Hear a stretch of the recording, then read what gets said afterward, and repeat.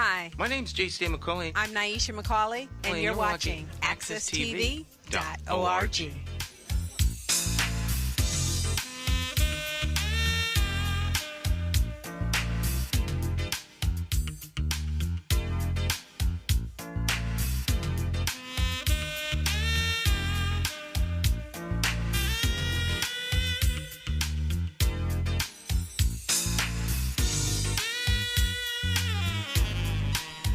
All right, my friends, it's time to get our talk on. It's Morning Talk with me, your host, J. Stan McCauley, along with the champions of talk.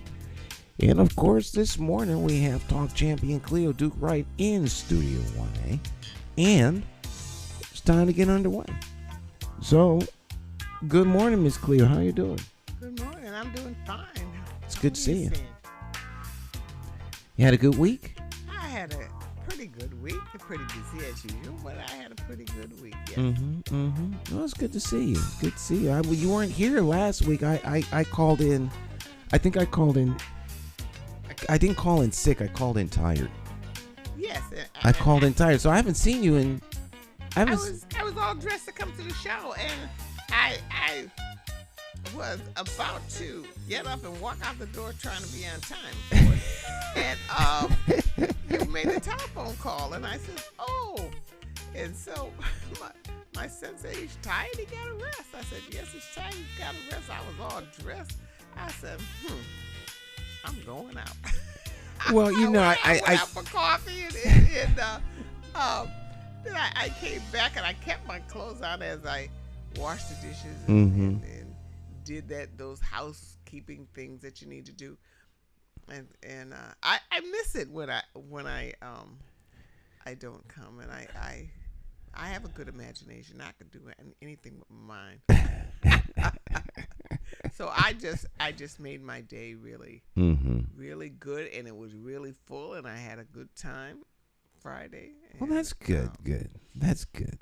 I missed you. I missed the show, but I had a good time. Well, I always miss you when you're not here. I miss the program. Whenever we don't do a program, I miss it because I like the conversation, and of course, while I can conversate with my wife, as any wife will tell you, that the husband voice, while she appreciates him, wears thin quickly, because can you just go somewhere and be quiet by yourself? Good. I'm trying to think. It's like, if it's, honey, guess what? Oh, here we go. And women are so nice about that. Wives are so nice. They listen to the husband, go on and on about the same thing for 20 years, Just, so. Oh, I'm glad that, Stan, that is so very true. You have to turn a deaf ear.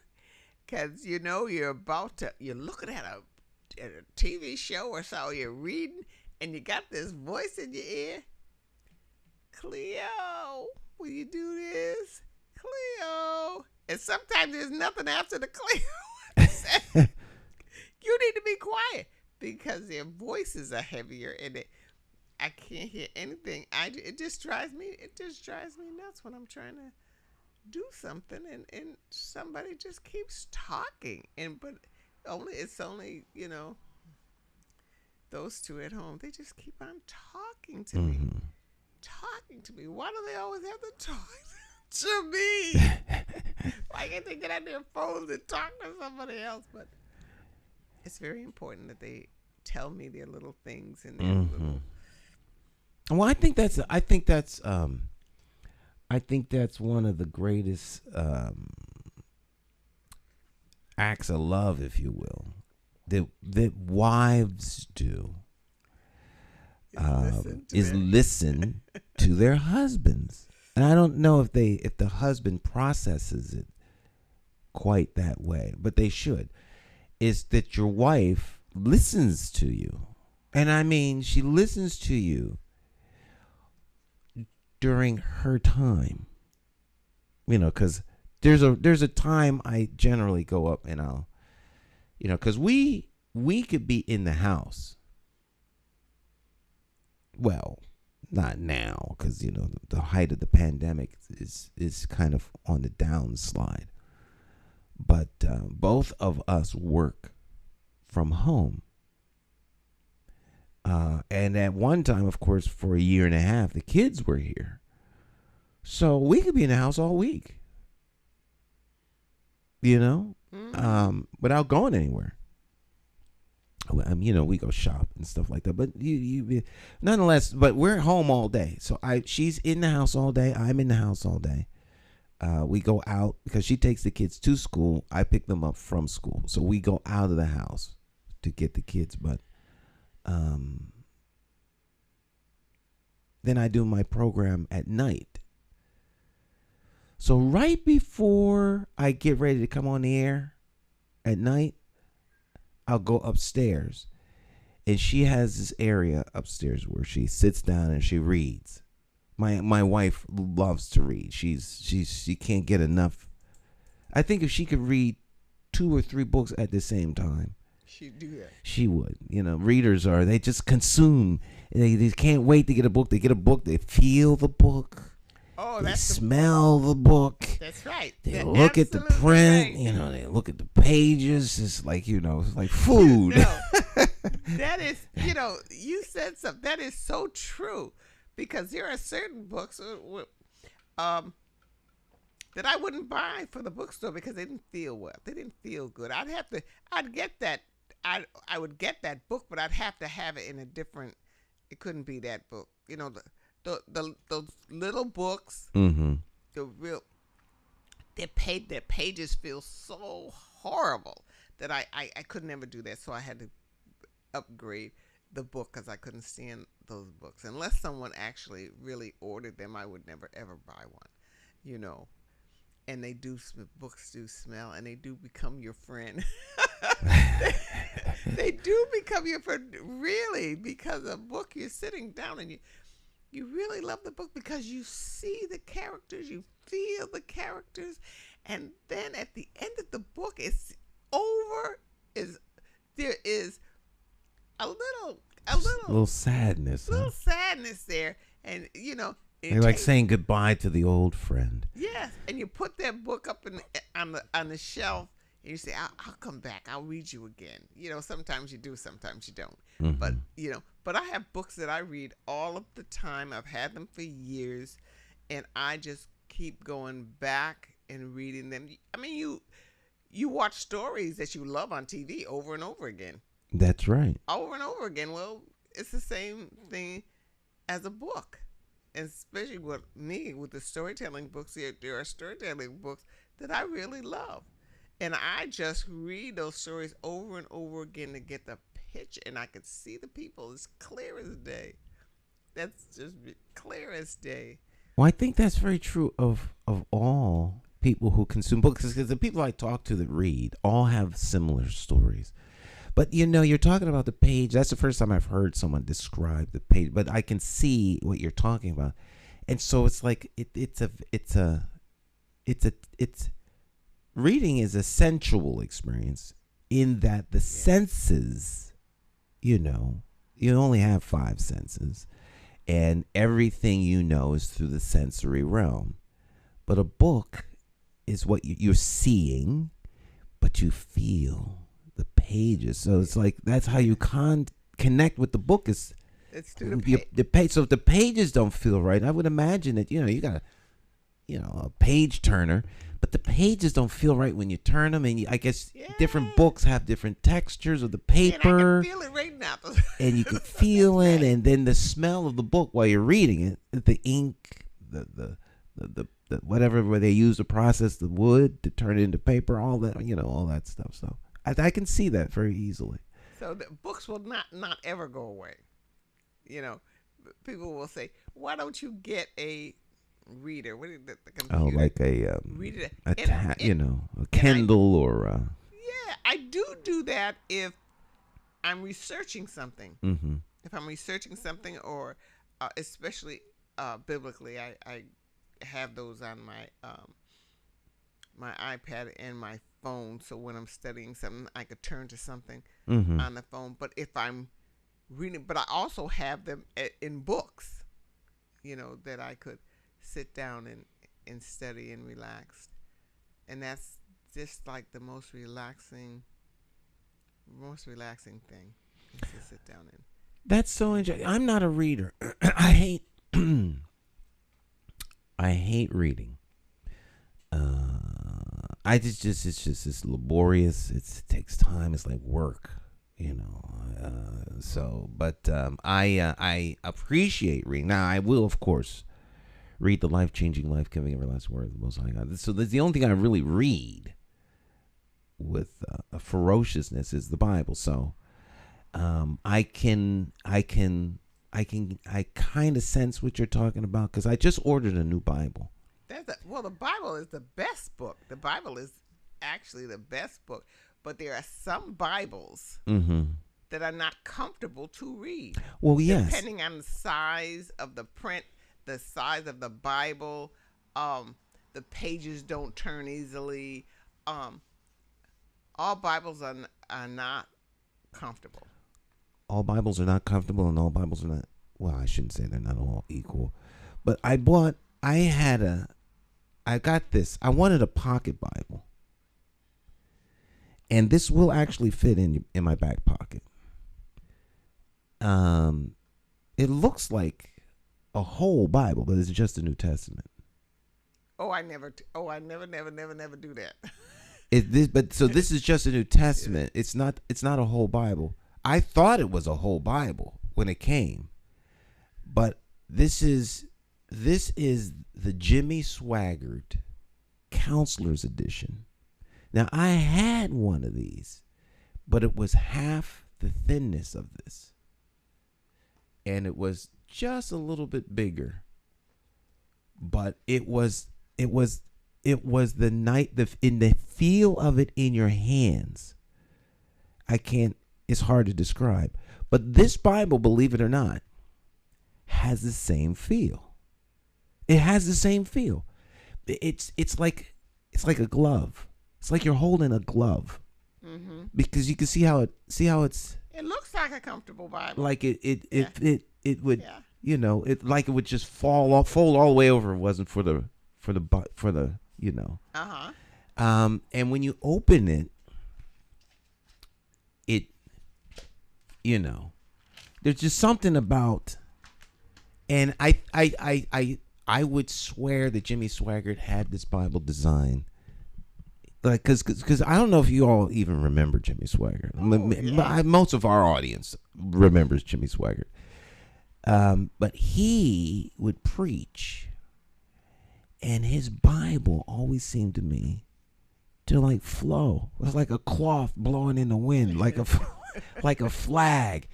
And this Bible has that feel. But the print is, you can read the print. The print is big enough to read. I have a pocket Bible. It's an Old Testament and a New Testament, and it's smaller than this. It's like half the size of this. Can you read it? But you can't read it. It's useless. It may as well be a brick. Even with glasses, you can't read anything like So it's of no value, no use other than, unless you want a virtue signal and show someone that you walk around with a Bible. But if you can't read it, what difference? What difference does it make?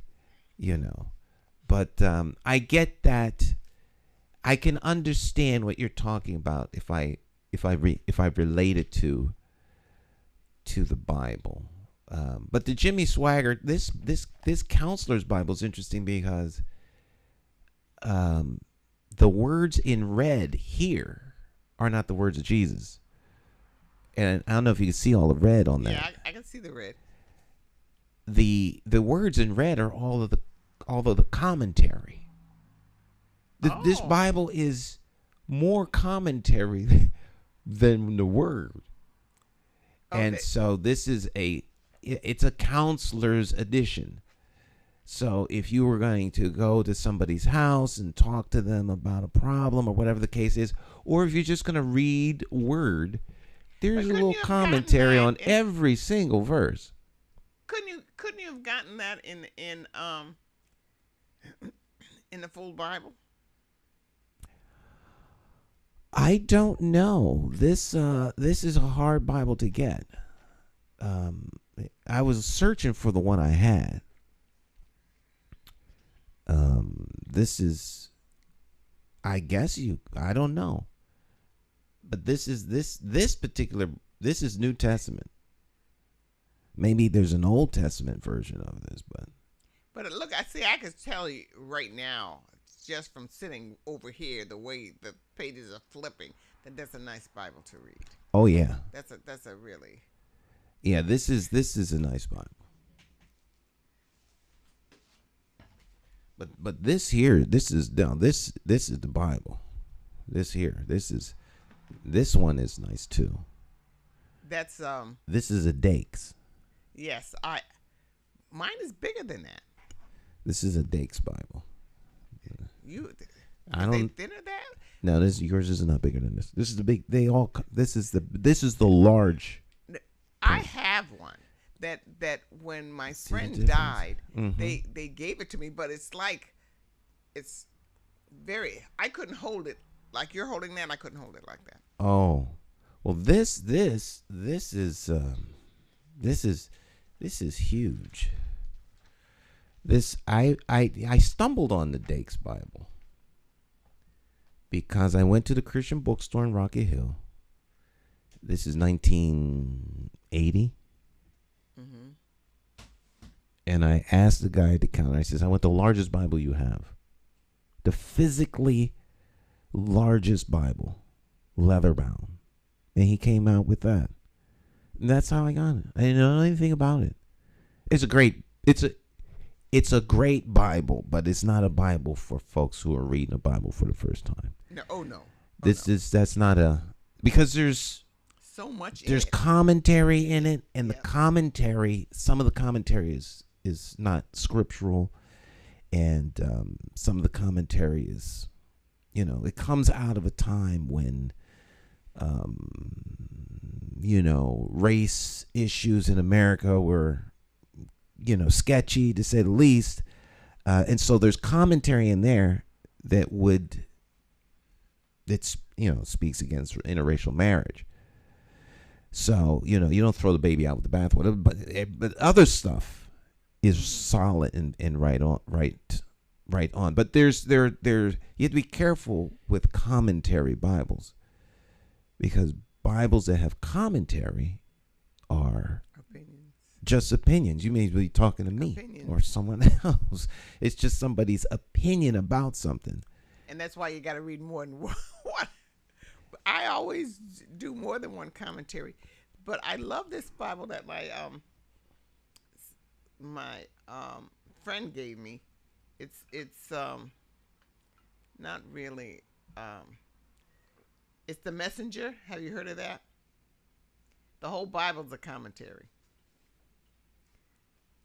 and so sometimes I take the two of them, my Bible, and I take the commentary, and I do the internet, and I have so many commentary Bibles that you keep looking. The I've heard of The Messenger. Yeah, it's for the common reader, but I wouldn't have it without, because it skips verses 2 through 9. Mm-hmm. You don't read it without having the Bible with you. That's just my opinion. Those are what some might say a little sketchy, if you will. This here is the MacArthur Study Bible, and this was given to me as a gift from Barbara Pease. She was a member of Light Source Ministries for many years. The MacArthur Study Bible. It's a nice Bible. This is a nice Bible. But the problem with it, of course, is that it's hardcover. And you have to. I don't like hardcover books. I mean Bibles. I have both. Depending, I have both, but I would prefer not to have a hardcover. But If I do, it's all right. I don't have a big opinion on it. It's like walking around with a portable desk. You know. Really? Yeah, because it's like you're walking around. You know. Well, that's a nice. I guess the good thing about a hardcover is that the cover acts like a platform. I have a small Bible that I took with me everywhere till it just Fell ripped apart. apart. The cover ripped off, but I still loved that Bible. I used to carry it in my car all the time. Mm-hmm. Because you're reading and all of a sudden you want to look up a verse and you don't have a Bible in the car. Mm-hmm. That's so frustrating to me. Now I got to look it up on my phone, which I don't like to do. Interesting book, the Bible. So, I guess as for a lot of people, the Bible is just a book of stories. That some people hate it. There are folks who think it should be banned because they attribute to it all the social ills of the world, and It should be banned. Mm-hmm. Well, I've never heard that. But. Oh my! Well, it's one thing. It's it's because of the Bible that I'm a big free speech advocate. Because people are killed for reading the Bible and having Bibles around the world. People are persecuted. Yes. It's the one thing that will get you killed is preaching the word. So I became a big free speech advocate because of all the things that upset people. Very few people will kill you over something that you say, like they will kill you over the Bible. So, it's very offensive to some people. Well, I had a daughter-in-law that I guess it was offensive to her because she told my grandchildren how much she hated God, and I was just thunderstruck. I said, "Oh my God!" And my mother, mothers in the formative years of a child have more power over that child than I think anybody else. Absolutely. So here, you have to wait. You have to talk, and you have to wait till that child gets of a certain age where they begin to think for themselves, and everything mother says is not gospel. Mm. Because the influence that a woman has over children sometimes is, I look at it and is horrible sometimes.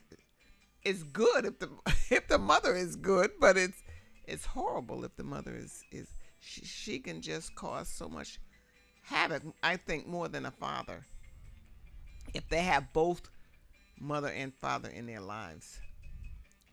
Well, I think you're right. And mothers have the ultimate authority over the children. Yes. I think mothers are the most powerful people in the world. They because they have such power over their children. Mm-hmm. And it takes a long time to get over mother. Even when mother is totally wrong, it takes a lifetime to get over mother, to get over what she taught you, what you believed, and you grow up and you see things that are not as mother said, but you want to believe. But it takes a long time to convince yourself that mother is wrong. Mother is not right. Mother did not tell me the truth, whether she thought she was telling me the truth or not. Mother did not tell me the truth, and so it takes a lifetime. Well, mother, excuse me, mother is that powerful. Mother yes. does have that kind of an effect, as she should. I mean, mother gives birth not yes. only to you but also to your ideas in many cases. That's the power of mom, and mother has the ultimate control over the child. That's right. That is what mom is supposed to do. do. Joseph Campbell in one of his books. I forgot the name of it, but he wrote of how the man in primitive time, the family would be in the center, and the men would surround the family because of protecting them, and then they would move on because it was his ultimate job to protect the family. So and he went on to say, men are losing their identity because that protection that they once had was kind of going away. I'm not saying it as eloquently as he did, but I'm trying to sort of the picture that I got in my mind while I was reading it was a circle of men around their families, Mm-hmm. and they took on whatever they had to take on to protect the family and Mm-hmm. to protect their children. Mm-hmm. And our society has kind of dwindled that away because as mistakenly as this thought is, and it is a great mistake, that I think that women, there's lots of women who don't think they actually need men. Well, Except to pass on the seed after that. What have I heard women say to men? Excuse this language. I don't need you for shit. Mm-hmm. How many times have women said that these days? Because a man has kind of lost his identity in some ways. Where when I was coming up, the guy used to run around the car and open the door for you. Now open your own door. No, dude. I mean, you do everything else. Open the door. But that was one thing that my aunt, when she was living, said about women. She says they don't understand. They need their man. They need the man. You can't go out without the man. But I guess we'll evolve, and we're learning that you can't do it by yourself. Well, women and men are different, obviously. Yes, obviously, yes.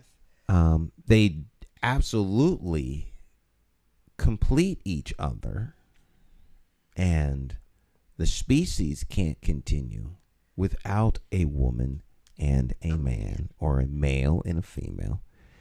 And there are different roles. One is not better than the other. Right. They are different. They complete each other. And they complete each other. Right. It's like two halves of a whole.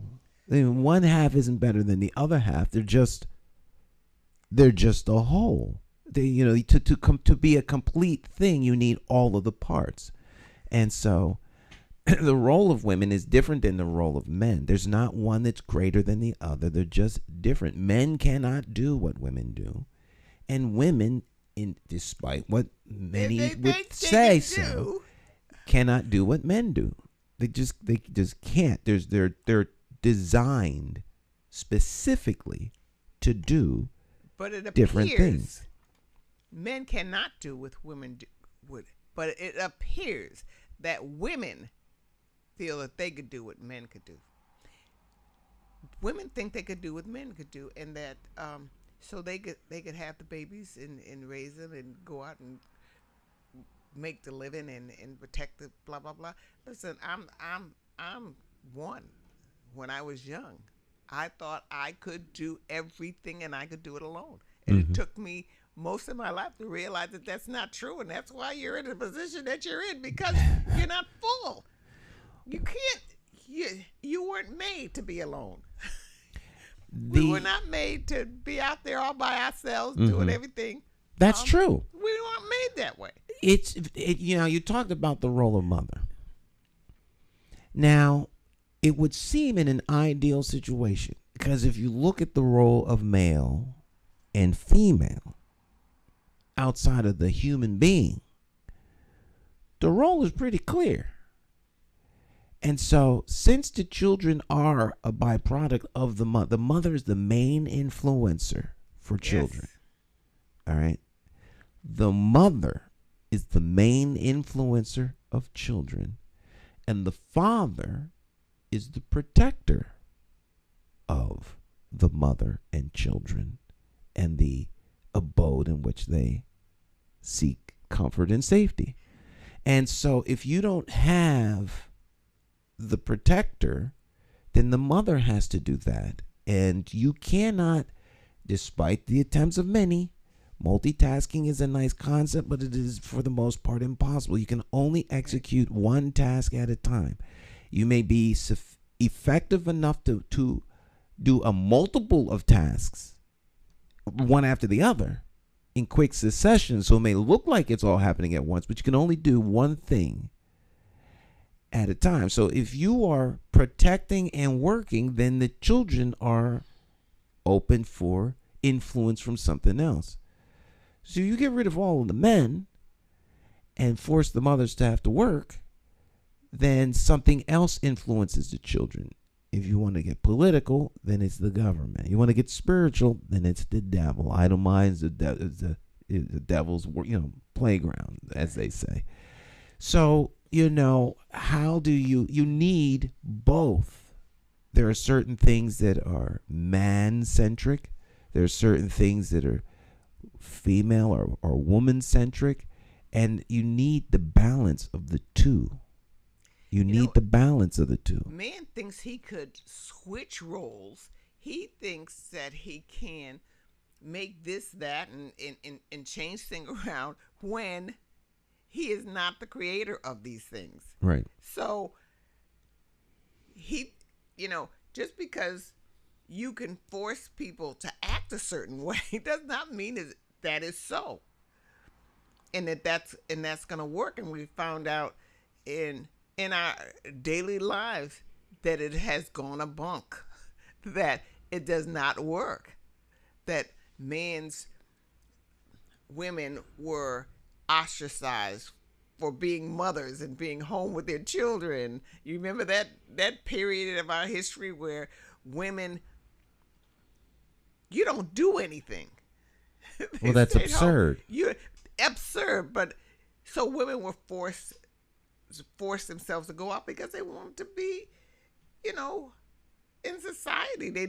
They wanted the people to respect them. So they went out, and their children were left alone in the home. Like a little 8-year-old boy said to me after when I was doing an after-school program, I go home and I get on the bench, I get the dog leash off and I take the dog for a walk, and then I come home and lock the doors, and I sit down and I watch television. He just started telling me this one day, and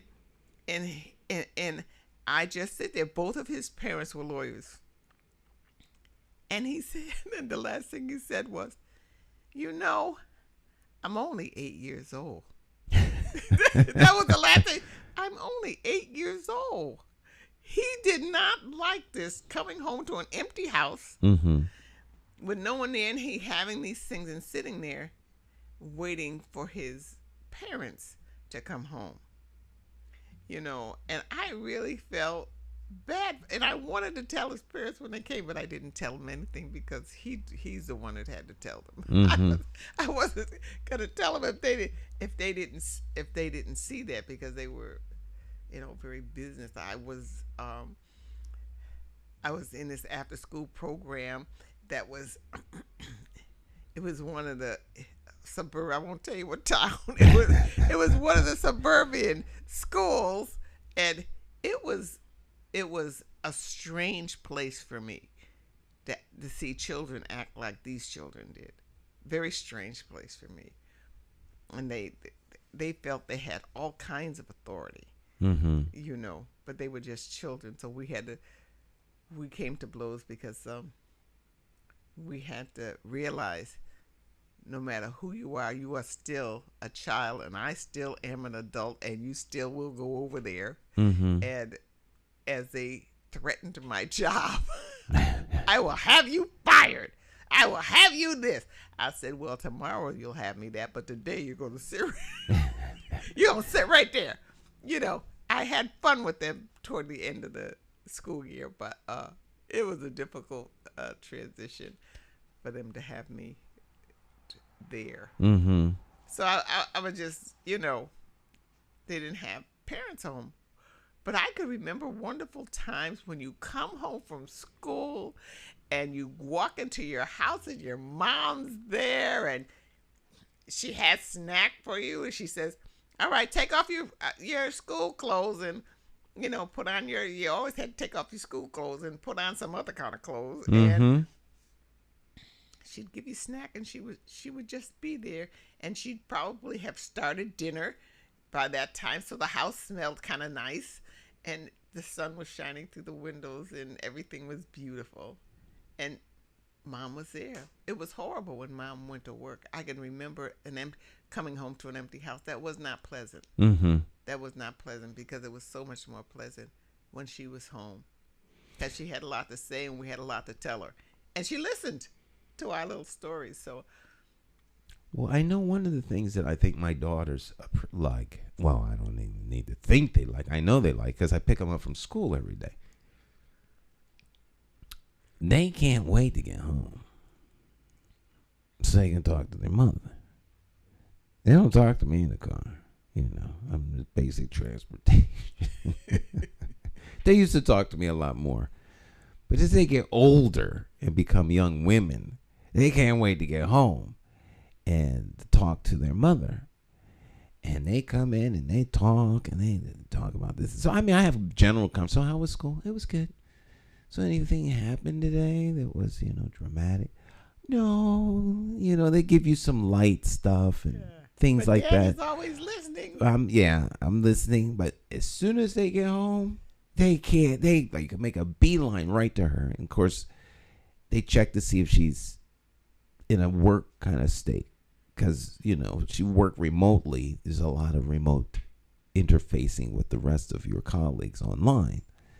And so as long as she's not online, they'll run in and they'll just strike up conversation and they unload and share all the data. And she does homework with them. And they still do my one daughter still does milk and cookies.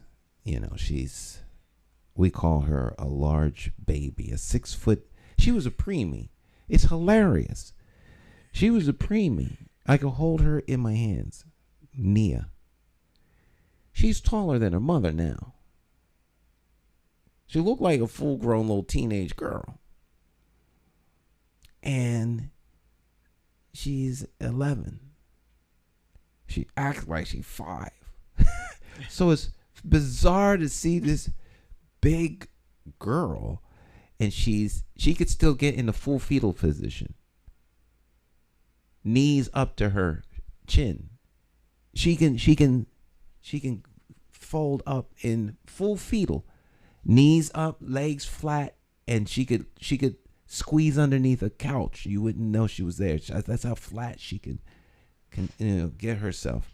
And she sits like that all the time, watching her little things on Roblox, and she has her little squeezy things. I always take it away from her, and so her little comfy things, and it's so funny because she looks like this big baby. I call her the big baby, which she loves because she's the youngest child.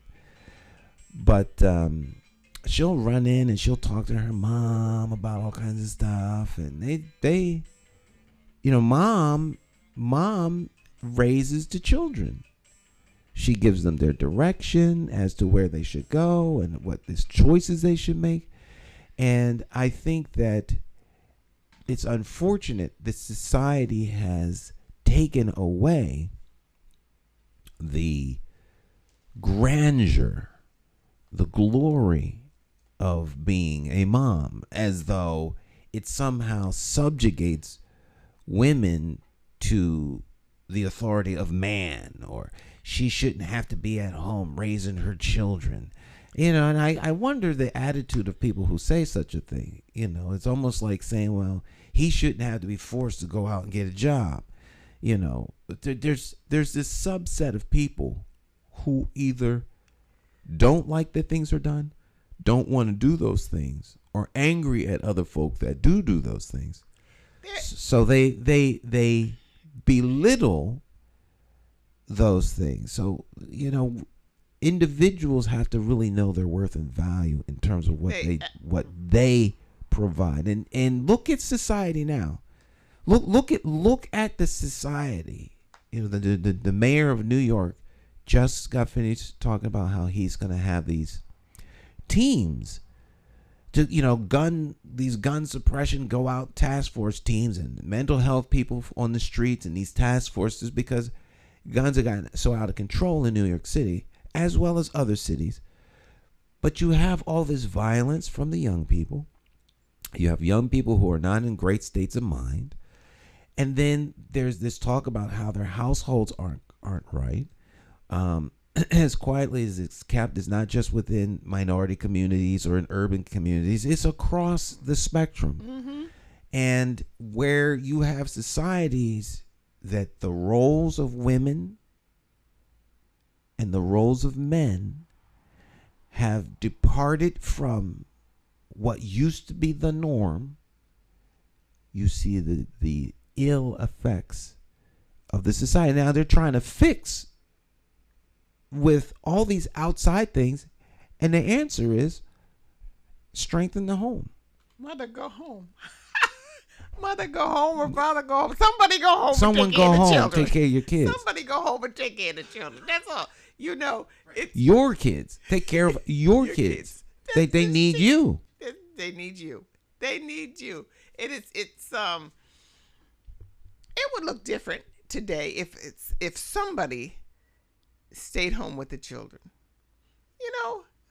Work part-time every once in a while so you can get sociability. Because I know that there were mothers who stayed home until their children were out and were so afraid of socializing because they only talk to children all the time that they were afraid to go out. Even this one woman told me one time she was even afraid to make a hairdresser's appointment.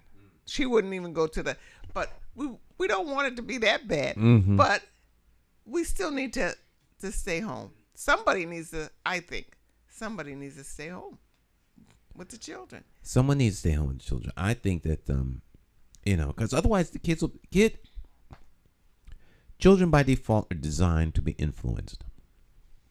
That's how they learn. They're influenced by everything around them. They're influenced by the rising of the sun, by the color. When the leaves change color, they're influenced by salamanders, by crickets, ants, flies, the person next door, mm-hmm. the bum on the street, the drug dealer, the doctor, the lawyer, the teacher. That's what they do. They learn from what they're exposed to. And if they don't have anyone to protect them and look out for their best interests, no one looks out for the interests of a child like the child's mother. No one. No one. The government is not going to run into the street and lift a car off their child. They're just not. If the father goes south and want to bring harm to the child, the mother will kill him. Yes. So no one looks out for the children like a mom. I don't care how much you pay them. I don't care what institute you send them to. I don't care what special school they go to. I don't care how much the school costs. No one looks out for the children like the mom. And society is making mom an enemy of the children. It's absurd. It's absurd. And so, they tell you, well, you should go to work and put your kids in daycare.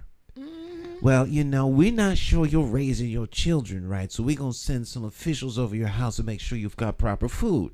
As though the mother doesn't want to do everything she can to feed her child. I mean, it's absurd. It's absurd. So then you get to the point of our social work system. Our social workers who have much, much too much power. Much too much power over families instead of helping families to stay together. Maybe that mother does need help. Maybe that mother does need nurturing. Well, nurture her. Right. Don't take her children first. Nurture the mother. Yeah. You know, if it's just like the churches who used to we used to try to run church schools with children and do all of these things with children, and the parents weren't involved. Well, it didn't work until we went out and talked to the parents. When we had a relationship with the parents, it was much easier with the children. Well, but you have to take care of the parent, because the parent takes care of the child. But our social system is warped. Yes, it is. Very warped. It's warped. It's warped, and it's counter. The solution is counterintuitive. So here's a mother with two small human beings. And the solution is to take the two small human beings from her, put them in a system that requires resources, because you have to take care of the two children. The two children have to be taken care of by an adult. The adult has to be supervised. Best practices, policies, and procedures need to be written. The people who write the best practices, policies, and procedures need to have supervisors to make sure that those procedures and policies are solid, based on certain things. So you have to have PhDs and philosophers and all these other kinds of people convened to come up with the system that should be able to supplant the mother. And you get into costs and more costs, where the real fix would be to give the mother the things she needs to be able to be a good mom. You could do that with like really one grounded older person to help the mom. Mm-hmm.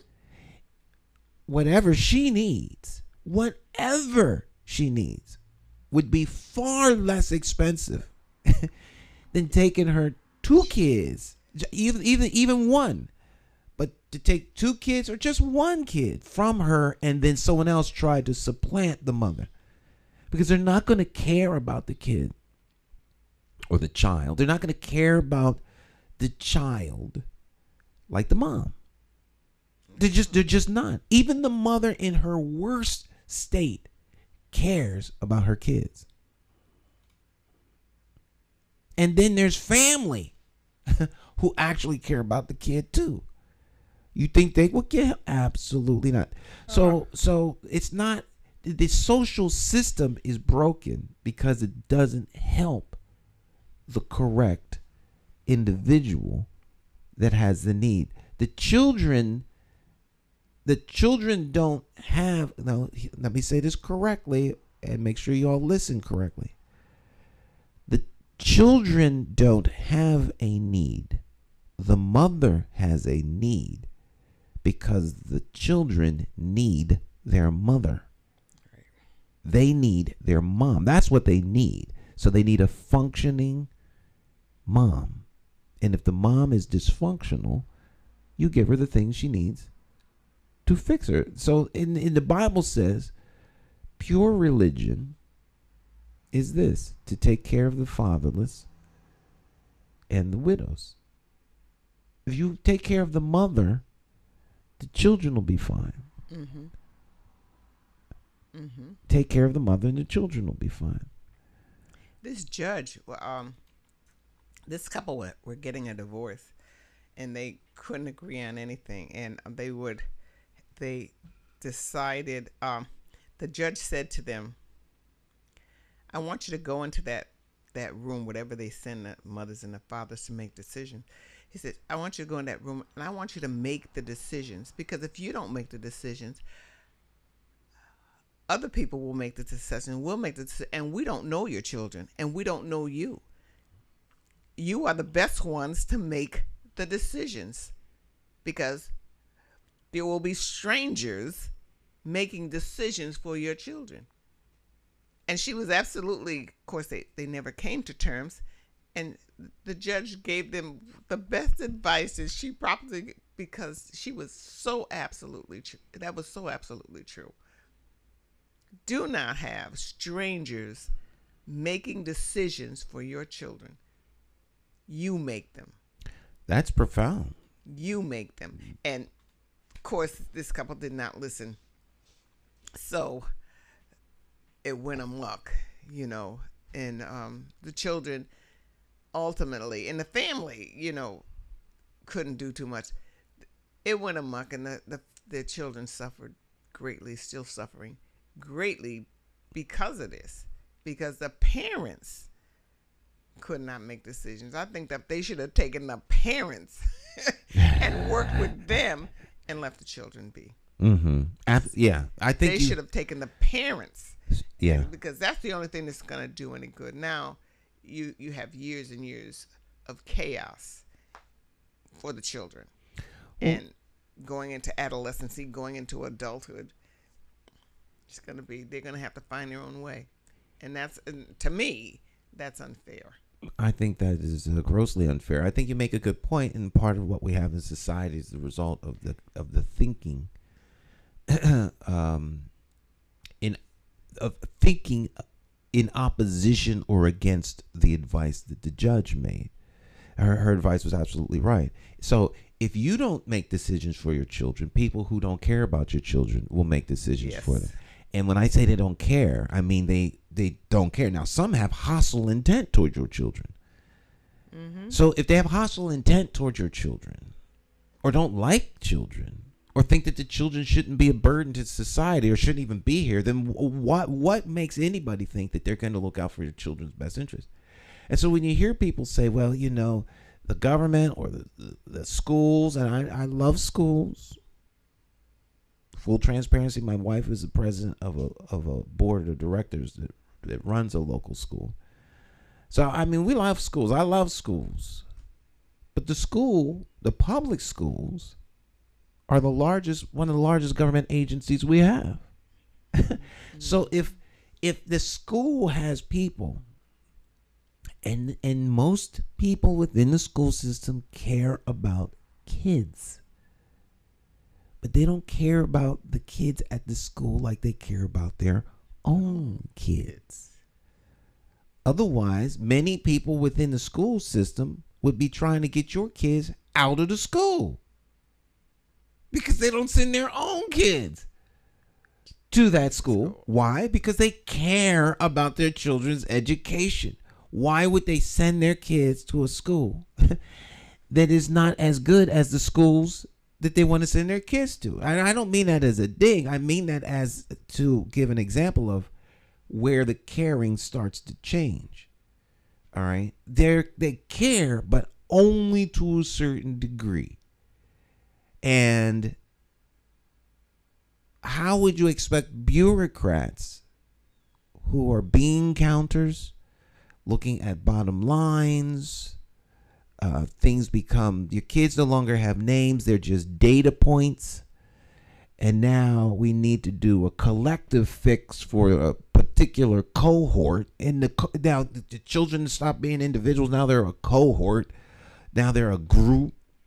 Now they become the kids that are living below the acceptable margin of XYZ factor in XYZ zip code, and therefore every child in that zip code becomes a child who just needs a little bit more time cafeteria with a better quality of food. If they weren't hungry, then they would learn. Well, maybe if they had food prepared for them in the morning by mom, they would learn. Mm-hmm. They wouldn't have to go to school and eat, because instead of some corporate entity making money off of school lunch, that money could help strengthen the few parents in the grand scheme of things who are having an issue feeding their kids at home. Even if the same entity that took the lunch to the schools, gave them to the home and let them be fed at home, would make a big difference. Mm-hmm. in my opinion. Where's our families? Young man told me, I said to him, oh my goodness, I thought that guy had died. Because he had been gone for such a long time. And this young man said to me, oh no, he ain't died. And I said, in your temper, I said, your temper is so bad, someone's going to shoot you. You need to calm down.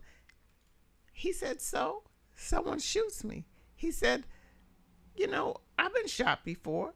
That person who died under your window, he's supposed to be dead. I mean, it doesn't matter if I die. And I'm looking at him, a young man, and I'm looking at him. My heart is, you know, he thinks nothing of his life. And he thinks nothing of anyone else's life. Well, I can't say he's always helping me, but help me go up the stairs, help me do that. Say, hey, Ma, you want me to help you do this? You know, I'm respectful and, you know, but when it comes to, I don't understand how he doesn't appear to care. There's some kind of caring somewhere in him, but there's a whole gang of them. There's a lot of them around my house, and I'm saying, oh Lord, what do you want me to do here? Do you want me to do something? You want me to say something? Because there's no care, no home, no. Where do all these people come from who act like this? They come from homes that mothers were home, taking care of them. What? Well, I think we see in society a whole group of individuals who just, they've given up on caring. And you know, if you don't care about your own life, then chances are you're really not going to care about anyone else's life. And if you process life that, well, you know, so what if I die, I die. Yeah. If I die, I'm going to go out in a blaze of glory. Or so-and-so was supposed to be dead. You know, he's just dead. That's his time. You know, there's no beyond the now. And if there's no beyond the now, then the only thing that matters is me, myself, and I, and my interest right now. Only what serves me right now matters. So to the degree that people are helpful, it serves them to help you. They feel good because they helped you. It's not as much that they're trying to actually help you. It's that they're trying to feel good. And so I feel good for helping you. We have a lot of this with virtue signaling. You know, we say things and we want to show others that we quote unquote care, but in the real, we don't. Or what the word talks about, if you see a brother naked and hungry, or destitute and hungry, right? Without clothing, and you say, well, be warm, be fed, and go, and do nothing for him, then where are your works demonstrated? So I think the society has come to a place where to act like you care is more important than actually caring. Because we don't care. The society does not care. It's evident by the things you see happening. And those that do care are vilified. They're vilified for caring and trying to do something about it. So the society is really flipped. It's flipped. The things that were once taboo are now exalted, lifted up, celebrated. And the things that were once celebrated are made to be silly. So if you're a man and you open the door for a woman, somehow that's misogynistic and wrong. You know, it's just backwards. One of the viewers said here that she says, I was shopping the other day. This elderly couple walked to enter the store. The man was behind by some steps. She stood at the door and waited for the man to open the door for her. A big heart. Someone else says chivalry is not chivalry is still around. And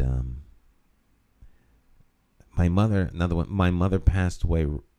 My mother passed away right years ago. One thing that she did faithfully was to bless our comings and our goings. You know, you have a blessed day. Well, God bless you. Return home safe. I say to my kids every day when we pull in the driveway, I said, well, I've done my task and delivered you safe, unharmed, and alive. My mission has ended. Thank you for riding with Dad. And he get out of the car and run in the house and talk to Mom. But yes, you know, parents have a profound effect on the children, and it's lifelong. You know, when the kids become older. Now, my wife and I were talking yesterday because someone was saying, you know, I think we were watching the news, and the newscaster says, you know, when will we learn lessons from the past? You know, we're still learning lessons from the past. And it's my contention that you cannot learn lessons from the past because we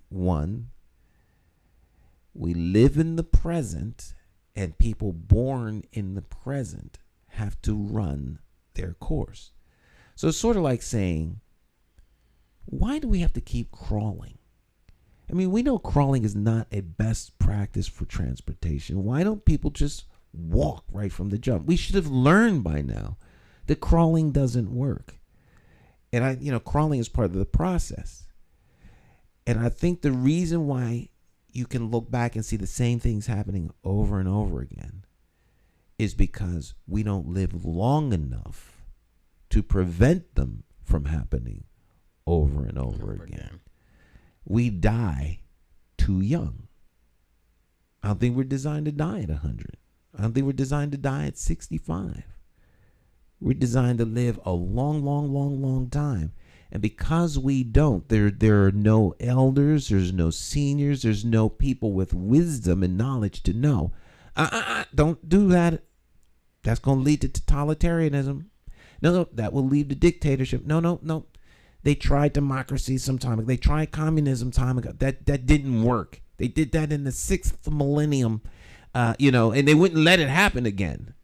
Like, you don't let certain things happen again, right? Because if you get in an argument with somebody and you understand what triggers them and you live long enough with someone, you say, all right, well, I can avoid this whole thing by just shutting up. Mm-hmm. But you had to learn that. Yeah. And now the wisdom that comes with best practices, because you know something, you don't repeat the same mistakes, and those in your orbit can learn from your wisdom. But once you die and all that wisdom goes with you, the generation behind you has to learn on their own. So they reinvent the wheel. Every 40 years you have a new generation come. You have a new this, a new that, a new civil rights movement. As long as there's the United States in the context of the race the way it is here, every 40 years you're going to have another civil rights movement, because nothing changes. Nothing changes. It's the same thing. And the Bible talks about that. There's nothing new under the sun. The older people die. The young people don't know. What was done before will be done again. Not because it can't stop, but because that's the cycle of development from birth to death. And if you lived longer, it wouldn't happen. That's my theory. I think we don't live long enough. If we lived Methuselah age, we could do something. But we die as children. Imagine sitting in a room with people 300 years old. Now just imagine what they could tell you about the thing you think is so devastating. Well, I had to wait a whole year. A year? I waited 100 years to join up with such and such a society, 100 years. And that was nothing. Yes. That was nothing. 100 years. It takes 100 years before you can learn the formula for transparent aluminum. I mean, you would know so much wisdom. You could remember back when, because you would know, and the collective wisdom. And imagine being in a room where there's 60, 70 people, all 300 to 400 years old, and what they could share in knowledge and work together toward solutions. You have 35-year-olds making decisions on world peace. It's laughable. That's right. 35 years old. I know that's offensive to the 35-year-olders, but I mean, really. Well, the first time this young man came up and said to me, I met him and he was introduced to me as a bishop. He was a young man. I said, "You're a bishop?" I couldn't believe he was a bishop, because in my head, a bishop is a senior person, not a young 30-something-year-old man. How could a 30-something-year-old man be a bishop? But he was a bishop. Title. Just a title, isn't it? That's a title, bishop. Now, you refer to me as bishop. I was ordained a bishop last year. And, God. I just have to laugh. I mean, how can you be young and be a bishop? You don't know enough. You don't possibly know enough. The depth of experience you need that only comes with age. Like, I'm at the African American Alliance. Now, there are some people younger than me, but the majority of the people there, I'm one of the young people. I'm 62. And it doesn't take long before you realize that you don't have the depth of experience and knowledge in many, many areas. You just don't. You won't. There's some things you won't understand and know until you are 70. Because you haven't experienced them. No. You can't. You can't. So at 35, how are you going to be a bishop and have authority over several churches and the leaders of those churches with the depth of knowledge and experience to be able to relate to the congregants who are 80 years old? You are self-delusion, because the 80-year-old is not going to respect anything you say, because they know you don't know anything. They're not even going to tell you don't know anything. You're just going to look at They're just going to look at you. Well, bless your heart, son. I'm sorry, Bishop. It's absurd. Somebody told me the other day that her minister got upset. Minister is 28 years old. Got upset because of the way someone was looking at him. I said he got upset because somebody was looking at him.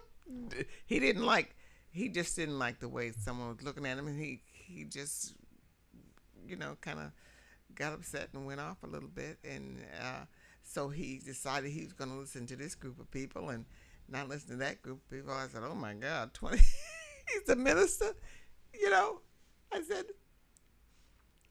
"He's a minister." I just couldn't believe that he was a minister. I mean, I've never met the man. Mm-hmm. But I just heard his story, mm-hmm. which does not make sense. Mm-hmm. he's got all these people to look after, and he's worried about somebody looking at him. Right. That's one. It's his actions are inconsistent with so many things that there's he's a the Bible talks about being a novice, and I don't say these things that sound elitist or to put to shame or to belittle anyone. The person desire the work of the Lord, they desire a good work. Nothing wrong with that, but there are certain things that come with time. Like being an admiral of the fleet. You can't just become an admiral. You can't just become the captain of the ship. What do you know about this vessel? What do you know about its operating systems? What do you know about being a captain? Being a captain and having men and women under your command. What a responsibility that is. Right. You can be the captain or commander of a nuclear submarine or aircraft carrier and understand how the fleet works and the group works, and just there's this because you've had opportunity to come up through the ranks, to understand the roles and responsibilities. You've excelled and become the cream of the crop at every level, so that you're not there for glory's sake. You're not there because we need a quota to fill. You're there because you understand how this thing works, and when called upon, can actually do the job and make a good decision. That impacts hundreds of thousands of people. So when we have people that are in positions of leadership, they're not just there for glory's sake and to hang a shingle on their door or to put something in their resume. You're in charge of folk and make decisions that impact their lives in ways that are irrevocable. Don't ask me the word irreversible. I don't know. I know what word you want to say, but I can't say it. Right, I can't say the word. I had something in my mind before you asked me about that word. Mm-hmm. It blew out, but I'll get it back in a minute. I hit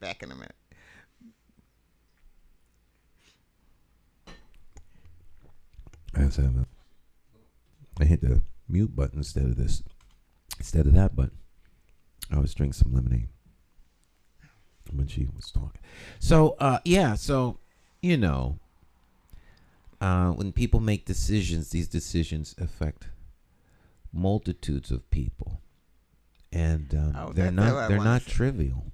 No, they're not trivial. And having I'm not making any digs there, but having a piece of paper does not make you smart.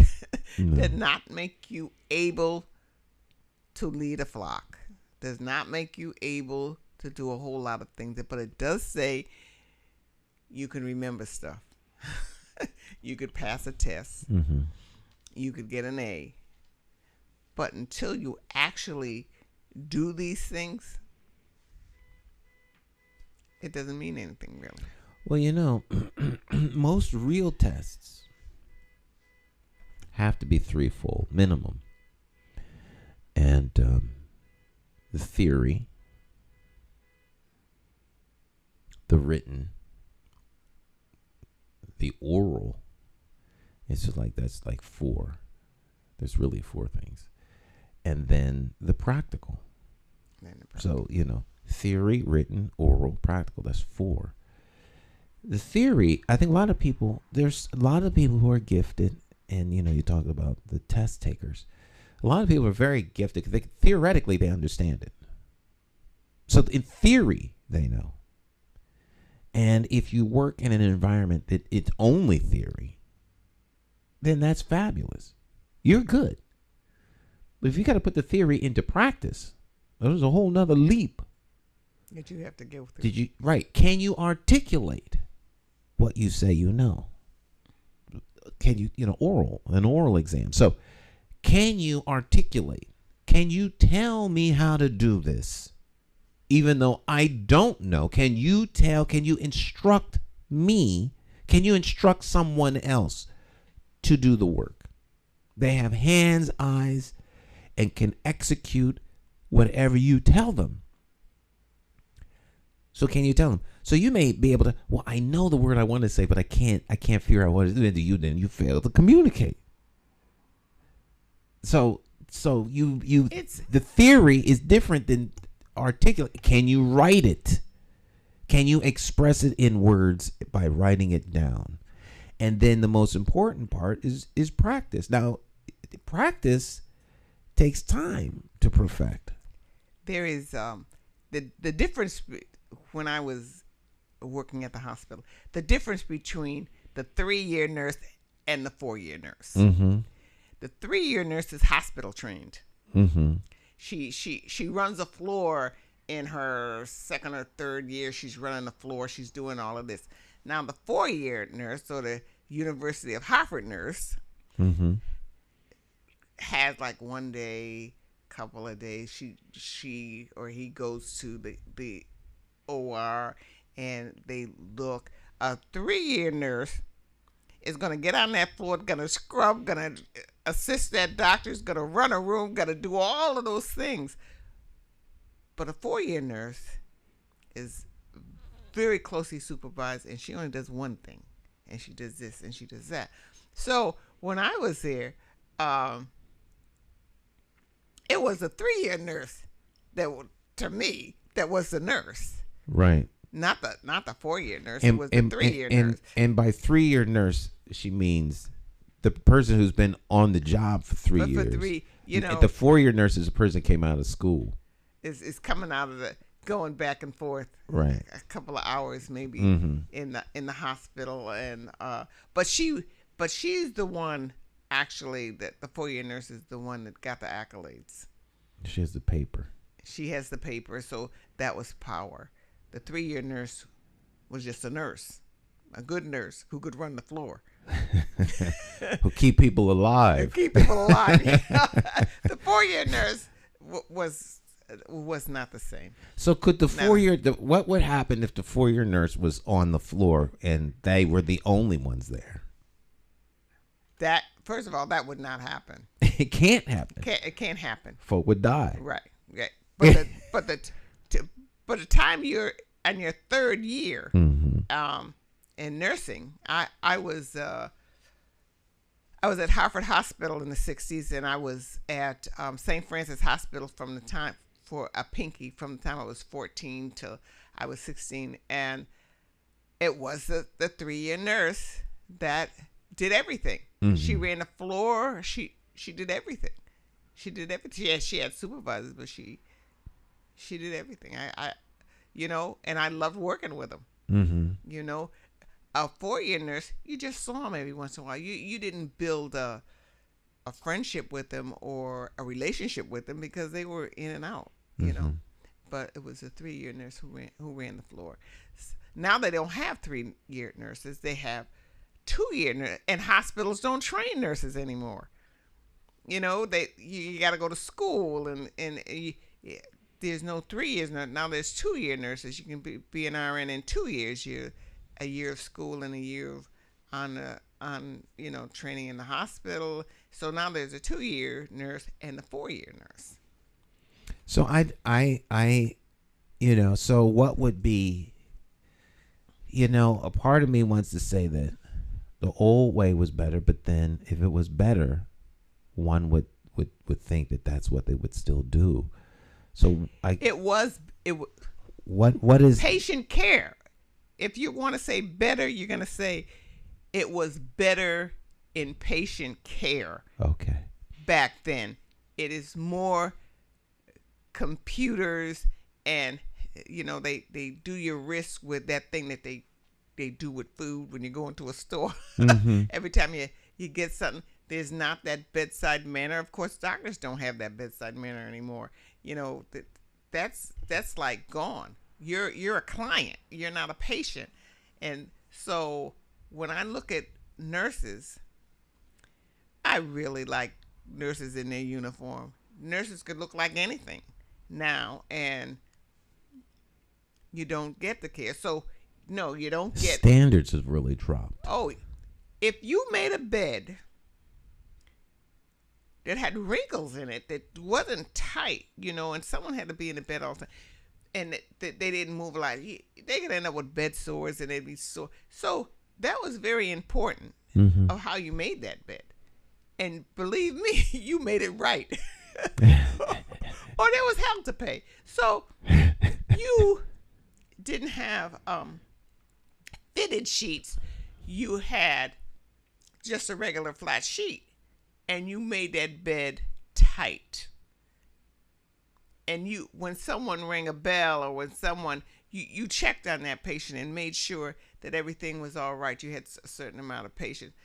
I don't see that. I go visit my friends. I don't see that at all. I don't see patient care the way it was before. It's a lot of improvement. All these computers in the hall and everybody's sitting at a computer and every once in a while they come in and, and of course there's always one person who really is a caretaker, who really cares about that patient. But that's not, I don't see it as the norm. Well, I think that's the key in probably our conversation today is caring. People just don't care. No. Anyway, care is on a steep decline. Folks have shifted what they care about. They care about money. They care about the speed in which you can get something done so that you can make more money. They don't care about the person whom they're giving service to. And they basically are caring about themselves. It used to be that you provided care. You cared about your customers. You cared about your clients. You cared about your patients. You cared about how others perceived you and the quality of your work. The work ethic is gone because people they don't act like they care about what you think about the work they do. People do the bare minimum to get through. They don't go over and above. It used to be that you went over and above. You went beyond what the expectation was. You over-delivered because that spoke to who you were and it spoke to the quality of your work. There was craftsmanship in everything that people did. And now it's just, the bare minimum. If a machine can do it and that's fine. There's no more care. There's no more caring. And that has negatively impacted everything. So if you have elected officials that don't care, it's just a job. I do what's expected. If you have mechanics that do that, if you have teachers that do that, if you have police officers that do that, you don't have to join that club. Absolutely. You don't have to join that club. You could care and not be a part of all of that. Although it might be difficult for some people, but you don't have to. You just don't have to do it. And I think that's a choice that we need to know that we have, because all our young people don't know they have that choice. They don't have to join that club. You don't have to hide your feelings if you have them. You could be who you are. You don't really have to get on that bandwagon. I would like to tell every kid that you don't have to go over there. You don't have to do that. Really don't. I think those are good words to end on. Yeah, those are good words. You don't have to join that club. The non-caring club, you don't have to be part of. That's yeah. Yes. Be the one that makes the difference. Care about people. Just care. And just care. Have a little empathy and a little compassion. And it shouldn't be based on whether or not someone else is being compassionate towards you. Right. That doesn't mean that you can't be the source of the caring.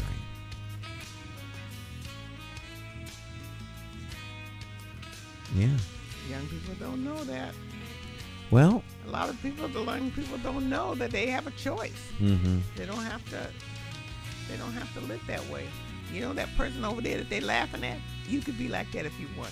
You don't have to stay over here and be the one laughing at everybody who cares. There you go. You know. All right. Miss Cleo Duke-Wright is here every Friday for Morning Talk. Join us Monday. Jonathan Small will be here on Wednesday. Dr. Maya Bowen and Luis Delgado. And then again next Friday, back to Miss Cleo Duke-Wright. Well, thanks for coming in, Miss Cleo. You're very welcome. I love being here. You know that. Oh, yes, and I love having you here. It makes the program complete. It makes the day complete. So, share the program with family, friends, and folk. Keep them in the know. And have a great rest of your day and go care about somebody. We'll see you soon. Bye-bye.